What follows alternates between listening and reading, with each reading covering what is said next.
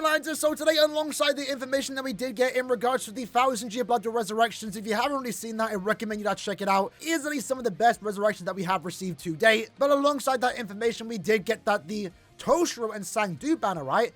Kinda crazy. It's been 4 months since they have released. Is returning for the very first time. And just like our last 1000-year Blood rerun with the Kyoge banner, this banner's not too bad. It's really not too bad. And because of that, as always, since it is a pretty good banner, I do want to talk about it. But I will say right from the get-go, I do think this is a relatively easy skip. I think, and I can understand the value in this banner, I do think it's better than what the banner originally was when it first released. I skipped the main banner, but this one kind of tempts me. However, we are in a situation where the anniversary is coming up in less than 2 months time, a month and a half at this point basically. You should be saving your orbs to that banner, and that's ultimately the main reason why I would say skip this banner. Right from the get-go, the only people that should be summoning on this banner are those that want to go for a particular character. Like right now. Let's say, for example, you are a massive Yoruichi fan. You want to get this Yoruichi and you don't want to wait for her to come back in a better, maybe newer banner. But then maybe that reason alone is for you to summon. I think the Kyoge banner in particular that is leaving tomorrow is a much better banner given that there are 5 really good characters here. And then even some of the other older fillers are some of the better older 1000-year Blood characters. This banner I don't think is nearly as good, but it's definitely better than we have been receiving. So if you were to ask me right now as a new player, summon on this or summon on the Kyoge banner, I would definitely say summon on the Kyoge banner. You don't have too long to go. It is again leaving in around 12 or so hours time. This banner, however, will be coming out tomorrow morning and will be lasting until the 20th. The second this banner does leave is the second we get the new mid-month banner, and mid-month in particular is going to get announced a day later than usual, happening on the 17th. So with that, if you want to wait to see what the mid-month banner is going to be before deciding to summon on this banner, that's something you can do. Unfortunately though, in this case, the banner itself, because it leaves on the 20th, on the 23rd of June, a month leading up to the anniversary, we are going to receive our first anniversary teaser trailer, pretty much confirming, if not narrowing down the list of characters who are going to be this year's anniversary character.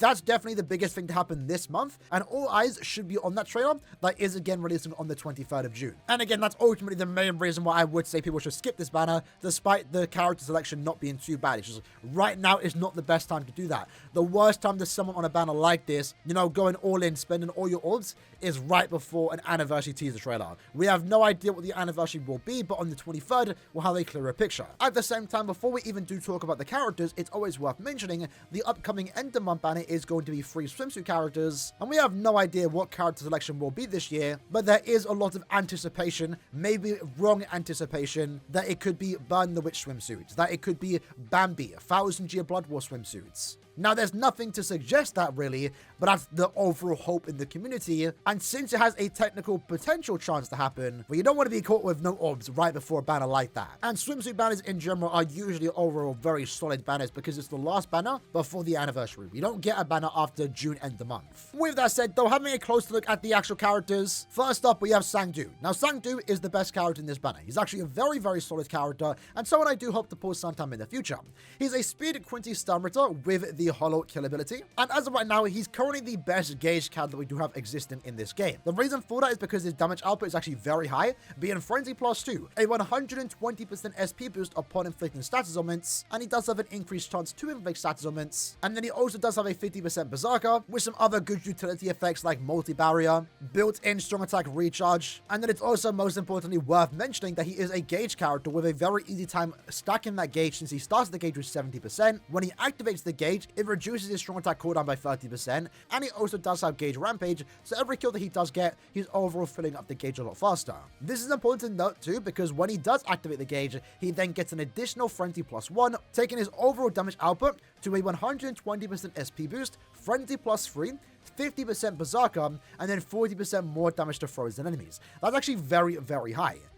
His gauge effect also comes with the extra flash depths too, so when the gauge is active, where you only have 10 seconds of this really high damage output, in a way he can make the most of it because he is reducing the strong attack cooldown by 30%, and he's also getting extra flash depths so he can be in and out stages a lot faster, for example in Limit Breaker Quest. As of right now, I'd say Cang is one of the better characters in the game, and also easily the best gauge character in the game that doesn't have any downsides like someone like Ichigo and also Nini. Overall, very solid character and really good in any content you could put him against. Any speed-only content and even in Guild Quest, this character clears very, very fast and also fun. He's a very fun character. Cang isn't my favorite character, but I did have a lot of fun playing him out when I pulled him on my alt account. Our second character of the banner is going to be Toshiro, a power super captain with the captain kill ability.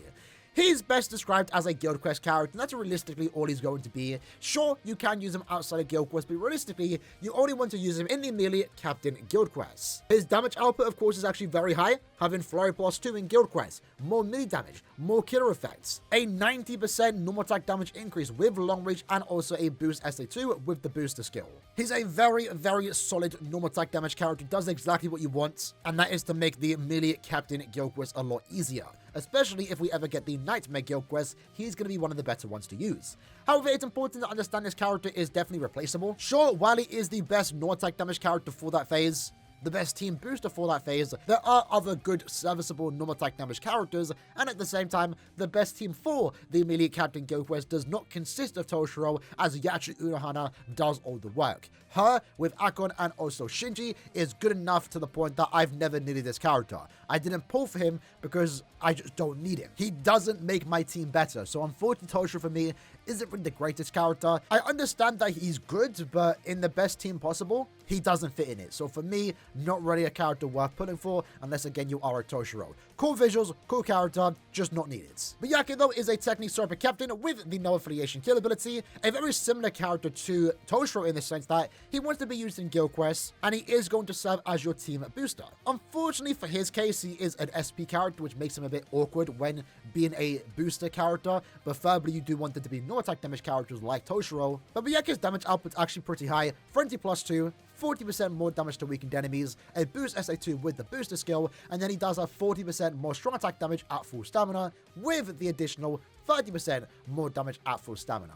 So his damage output is actually very high. He has a good strong attack kit. Visually, this character looks absolutely amazing. He's still somewhat of a new character. This is the first time he is a filler in a banner. But unfortunately for his case, he doesn't have Havoc, which makes him a bit awkward when using him outside of Guild Quest. In Guild Quest though, he does actually make for a good character. However, it is important that you need to have a character like Yuhabak or Gin as your lead in the melee no affiliation Guild Quest to make the most out of this character. He is someone that wants to stay at full stamina to do his most damage possible. And if he takes damage, he's losing all that damage. So you want to make sure you have someone that can lock the enemies in place with a Vortex SA2 to make sure that Byakuya doesn't lose all his full stamina damage. While it is nice Byakuya does start the quest with 10 barriers, that's almost not enough because by the time you get to the final boss, the barrier would have just naturally expired. Overall, a solid character, and as of right now, in a way, is the best team booster for the melee no affiliation guild quests. Another alternative is Safui Soifon. However, she's a Safui character. You very rarely should be ever pulling on Safui banners, novel banners in particular, because they're just kind of outdated. Byakuya has the advantage, like now, for example, where you can pull for newer 1000 Jibata characters while also trying to go for Byakuya. So if you are in need of a team booster for that guild quest week and you don't want to use Maid Orihime, you want that extra bit of damage, Byakuya is good to have. Byakuya is good to have. Next up, though, we have Chad, a power human with the Captain and also Sternritter kill ability. So again, another character that also has Captain Killer. Again, I understand Toshiro is better, but there are already existing Captain Killers out there with a boost SA2, right? In this case, Chad's. Now, Chad was more of a Brave Battle character. He was designed to be used in Brave Battles, but given the current meta, he definitely fares better as a Guild Quest character. More specifically, though, in the Sternritter Guild Quest, as he is going to perform as your team booster. And even having said that, he is a bit awkward when using him, given the way his damage output was designed. In this case, he has Flurry plus 1, and in a way, that's essentially it. Sure, he does have 100% more damage to enemies not afflicted by an ailment. However, in Guild Quest content, you're more likely going to inflict status ailments, so it means this character's damage output is always going from like really high, but then also really low. He still serves as your team boost, and he can still do damage. The melee and even range Sternritter Guild Quest doesn't have that many good characters to use in the first place, so he will be useful there. But given that he was designed for Brave Battles, he's not really the greatest character in Brave Battles anymore, mainly due to the fact that he can't go for invincibility, so a lot of characters just naturally have the advantage. The only way this character can be somewhat good in Brave Battles is if you have him max transcended with a full defense build, which to be fair, that can be said for every character. I think in my opinion, he's more of a Guild Quest character, in this case more so for the Sternritter Guild Quests. Then we have Ichigo, a Heart Sniper with the Aranka and also no affiliation kill ability. And this character is a similar character to a lot of the recent farmers that we have been getting.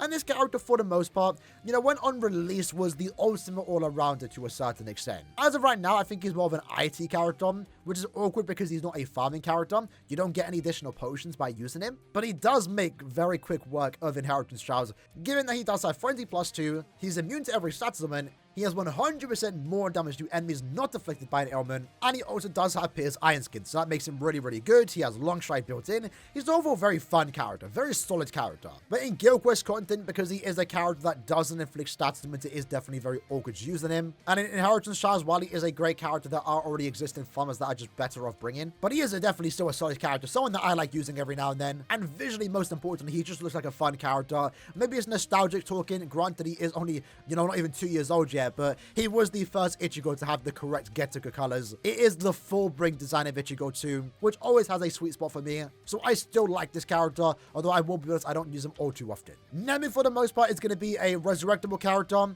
and more so just give you extra orbs. Nothing about it is anything super crazy. Her resurrection wasn't the greatest. Her soul trait isn't the greatest, so it's not really worth talking about. My Yuri is once more also just going to be a soul trait. He got a solid resurrection, but not really enough for you to use him. Cool character, more so a Link, and also extra orbs. Same can be said for Yoruichi. Decent Link. Fun character to play around with. We're not going to get a new 1000 Blood War Yoruichi for quite some time until she does something, which essentially means that she'd likely be a remake of this character. But once more, an old character. Resurrection makes it better. Not enough. Good Link, more extra orbs. Same goes for Shunsui, same exact situation. Good Link, extra orbs, and that's pretty much about it. So yeah, that's basically the banner in a nutshell. Might have rambled on long enough, right? But it is important to talk about some of these characters that, maybe new players haven't already seen. They only started recently, right? In my opinion, again, as I already stated at the start, I do think it is a very easy skip. This banner in general, Sangdu and Toshiro, was a very easy skip when it first released at the end of February, and the same can be kind of said now. I understand it's definitely a lot better this time around as it was compared to the first time it came around. If this was the banner back in February, I might have done 5 steps. If this banner was positioned in a much better time after the anniversary or maybe a month or 2 ago, then maybe again I would have done 5 steps. But given that we are so close to the anniversary, given that the anniversary trailer is going to get revealed 3 days after this banner does end, and given that Swimsuit, even if it's not likely to happen, has a chance to be Burn the Witch Swimsuit characters, I'm not really going to want to spend orbs on a banner like this, even if it does feature 5 solid 1000 Jiboro characters, that being Sangdu all the way to Ichigo. So I think most people can safely skip this banner, even if you are a new player. And hey, who knows, maybe Toshiro and Sangdu will eventually become fillers sometime in the future. It's bound to happen. It might take a long time, but the benefit of skipping 1000 Jiboro banners like this, for example, is that in the future, even if a year away, it makes a potential future 1000 Jiboro banner a lot better when they do become fillers. So yeah, cool characters, very easy skip. Hope you enjoyed the video. See you guys next time. Take care and peace.